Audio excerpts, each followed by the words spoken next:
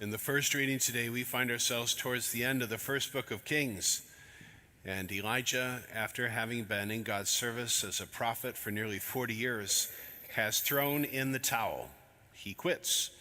And he would rather that God strike him down, because if God doesn't take his life, he's pretty sure that the king and the queen, Ahab and Jezebel, will do it for him. Why? Because in the previous chapter, Elijah was the cause of great embarrassment for King Ahab of Israel and his wife, the renowned Queen Jezebel, because the king and the queen, they had decided they were going to worship a pagan deity that was very popular in the world at that time, known by different names in different cultures. The Canaanites, who occupied Israel before God's chosen people were placed onto that land, they worshiped a pagan deity named Baal. Other countries called that pagan deity Milcom, still others called him Molech. But in all three cases, it was a god that doesn't even exist.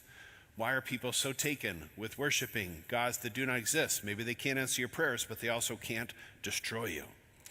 And yet the whole Middle East was being split in two for those who believed in the God of Abraham, Isaac, and Jacob, and those who were increasingly giving their allegiance to this Baal, including Ahab and Jezebel, and they expected all their citizens to do the same. This, of course, was an abomination to God. And thus it was that Elijah had to stand alone against Baal and against King Ahab and against Queen Jezebel. And in 1 Kings 18, the chapter previous to what we hear today, there's a showdown on Mount Carmel where two altars have been erected, one for Baal and one for the God of Israel, to see who actually can answer a prayer. And so on Baal's side, you have Ahab and Jezebel, and they've brought 450 of their pagan priests. Elijah, he has to go it alone, all by himself on Mount Carmel that day. And so the animals are slaughtered, they are placed on the altar, and Team Baal gets to go first. And those 450 priests spend all day at it, casting spells, chanting incantations, even slashing themselves with daggers and swords, and there's a bloodletting on top of that mountain, all hoping that Baal, if you're up there, here's your sacrifice. And yet nothing happened, because Baal, of course, does not exist. And then it's Elijah's turn. And just to make sure that it will be God's miracle and no human explanation that receives that offering, Elijah makes it so that the servants have to douse the animal, the altar, the wood, and the stones around it with water several times to completely soak all of it, so that it would be impossible for any man to start a fire there. And then he calls upon the one true God. And as soon as he does so, a fire not only consumes the animal, but also the altar and even the very stones and the earth around it. Elijah then slaughters those 450 priests of Baal, and King Ahab and Queen Jezebel, having been made to look like fools on top of Mount Carmel, kick Elijah out of Israel and say, "We will follow you to the ends of the earth to end your life." And that is why he has been pursued by the king and queen for some time, and he has given up and he wants to die. And that's when the Lord says, "Go on top of Mount Horeb and I will speak to you there." And even though Elijah is suicidal, even though he has lost all hope, he's still listening when God is speaking. And so he goes up on top of that mountain. God didn't say when he would see him there or how he would reveal himself to Elijah there. Elijah just has to wait. But it wasn't easy, because as we hear in the reading today, catastrophe strikes. First there's a windstorm, then there's an earthquake, then there's a wildfire. Those would be scary enough if you were standing on flat ground. How much more terrifying when you are on a craggy mountaintop. And yet Elijah sticks it out. He realizes God wasn't speaking to him through the wind or the earthquake or the fire. And so he just waits, and it's very quiet, and then he hears it. God speaking to him in a whisper. The immense, intense God of all creation, who Psalm 33 says breathed stars out of his mouth, he speaks to Elijah in a whisper. How many of us want the burning bush experience? How many of us are praying for flashing neon signs where God will reveal himself to us and tell us what he expects of us? Perhaps a little underwhelming if that same God chose to speak to us in a whisper. But it's really a test to see, are we paying attention? Are we listening? And yet in this world that is so noisy, where there is very seldom silence, not in our homes, and often not in our hearts, how can we hear that tiny voice? God is calling all of us to do something. He's certainly calling all of us to become saints. God is calling all of us to be with him forever in heaven and to work out our salvation here on earth with some fear and trembling, blood, sweat, and tears. But if we are not listening, and nor are we willing to accept that still small voice, that whisper, we might miss altogether the great things that God has in store for us. And God's whisper changed Elijah's life. In fact, he no longer wanted to die because the Lord heard his prayer. And in his darkest moment, when he was at his lowest, God decided, Elijah, you've done enough. You can retire. We're going to make Elisha your successor, and Ahab will not kill you. And he went so far as to say, Elijah, you won't even die.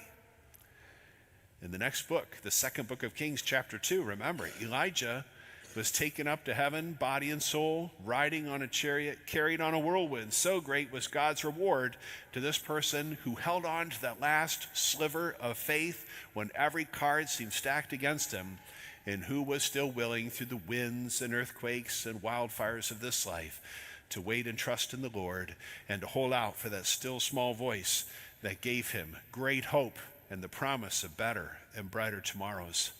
It is very hard for us in the world today to try to create those quiet places where holy things can happen, but let's hope that we stay tuned in. Our presence here helps us at least to want to.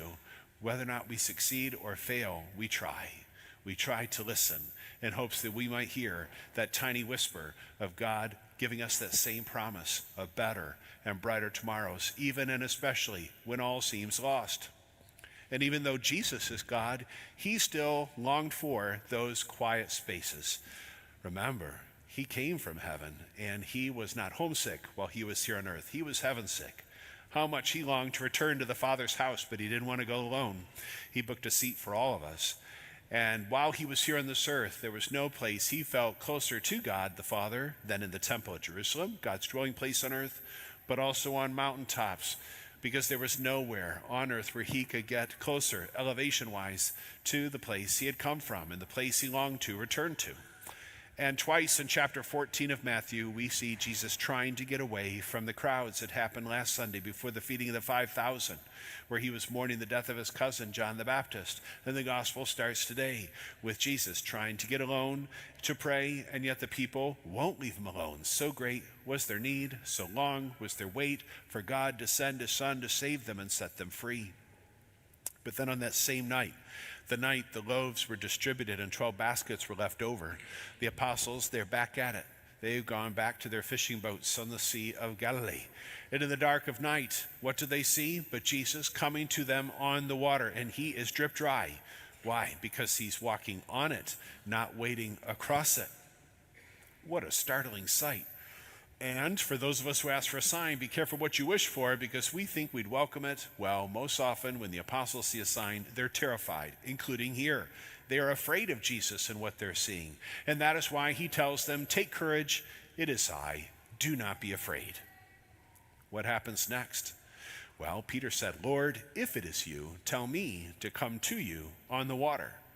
Jesus just said, I am the Lord. And Peter just said, if you are the Lord. There's not much faith there.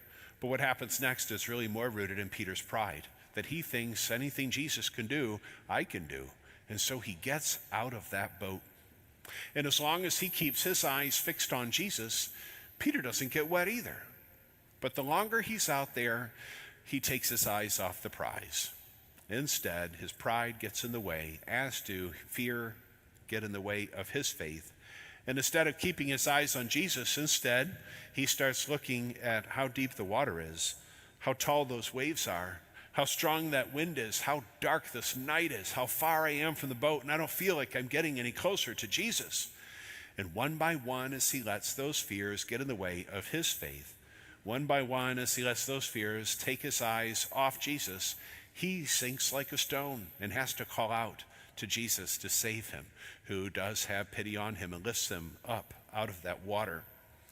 I love this story about God's greatness and our human weakness, and that's why I keep this statue of the scene right next to my desk. Jesus taking Peter by the hand and pulling him out of the huge waves.